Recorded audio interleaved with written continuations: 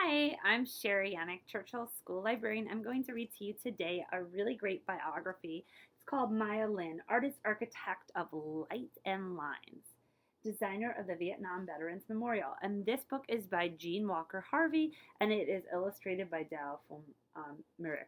And this book is a biography, which I'm sure we know a biography is a true story about a person's life. So let's learn a little bit more about Maya Lin.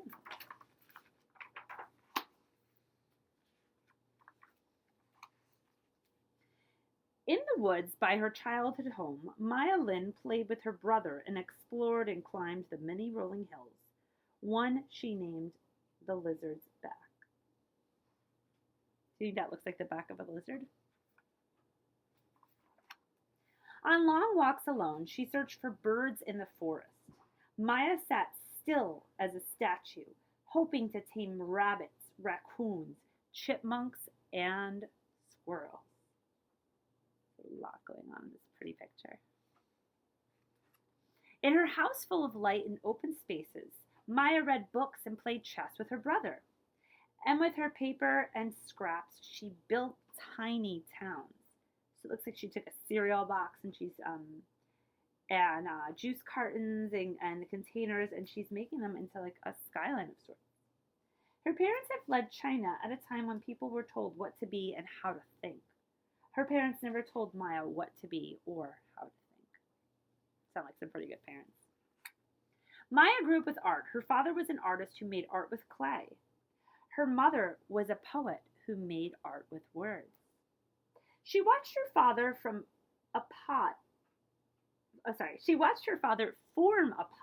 from a mound of clay without plans or drawings. Maya, too, thought with her hands as well as her mind. And you can see down here it says clay, ceramics, silversmithing, macrame, and then it says Maya graduated Cole Valedictorian of her high school. One day when Maya looked at the patterns of light and lines on the ceiling of her college library, she imagined she would become an architect who created buildings with art, science, and math.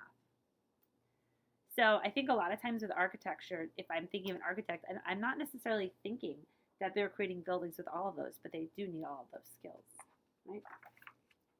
While studying overseas, Maya wandered through countries and cities, gazing at buildings of all types, new and old, learning all she could. In her last year of college, Maya entered a contest to design a memorial to honor soldiers who died during the Vietnam War. The contest rules said the memorial must blend with a park setting and include the names of every soldier who died while fighting or was missing. Almost 58,000 names. These rules rang true to Maya. She knew the power of names.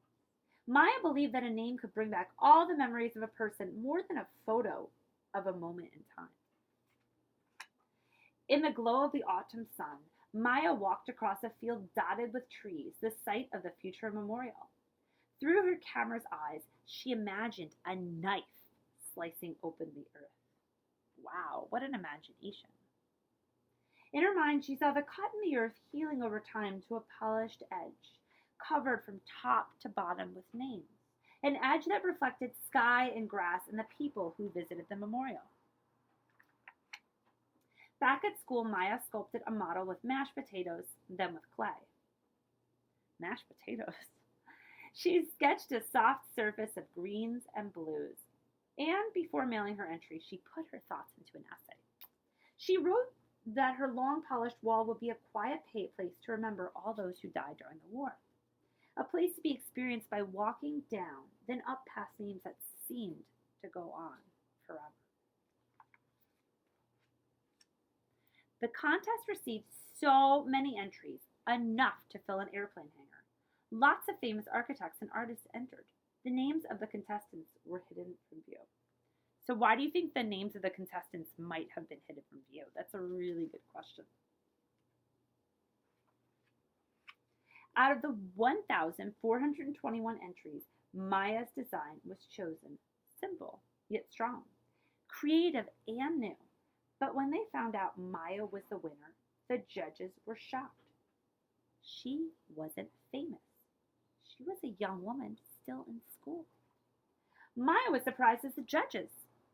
All was excitement at first, but then people objected.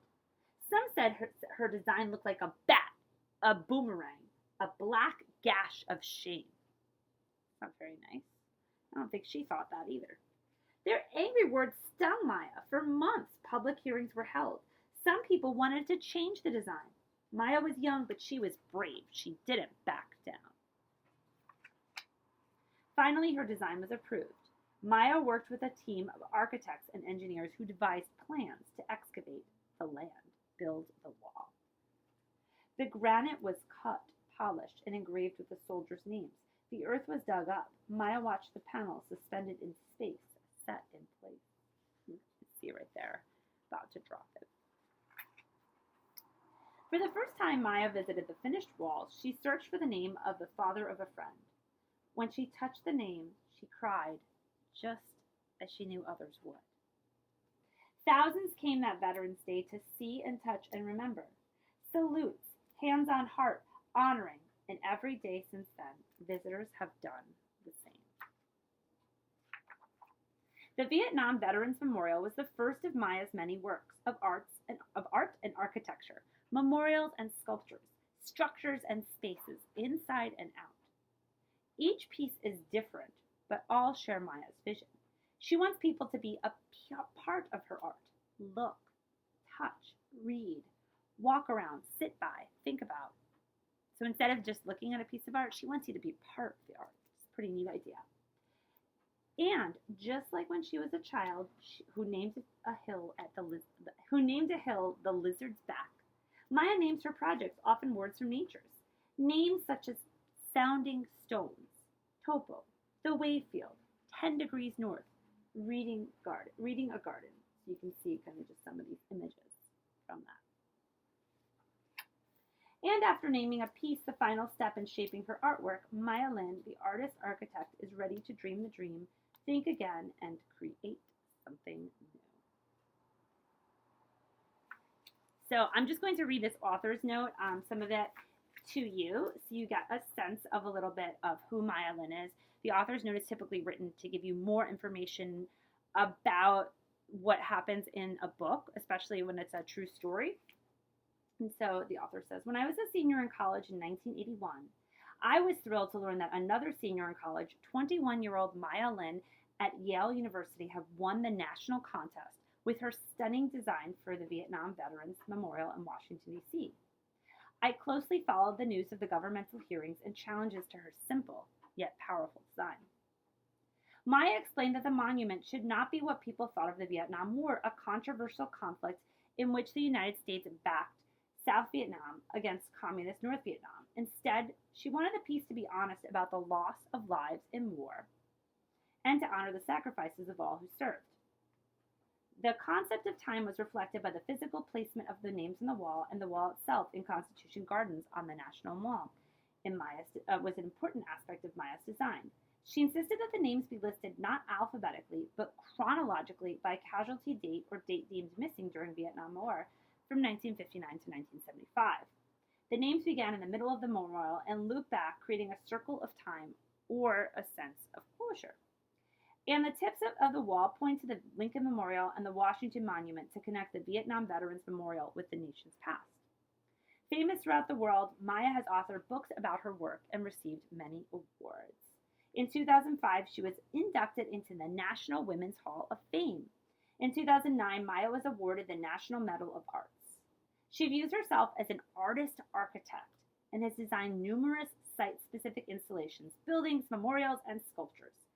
As with the Vietnam Veterans Memorial, her Civil Rights Memorial and the Women's Table reference strong historical and cultural issues. As a committed environmentalist, Maya focuses on projects that bring awareness to biodiversity and habitat loss. Born October 5, 1959 in Athens, Ohio, Maya grew up in that college town where her parents were professors. Her older brother is a poet and professor. She currently lives in New York City with her husband, and they have 2 daughters.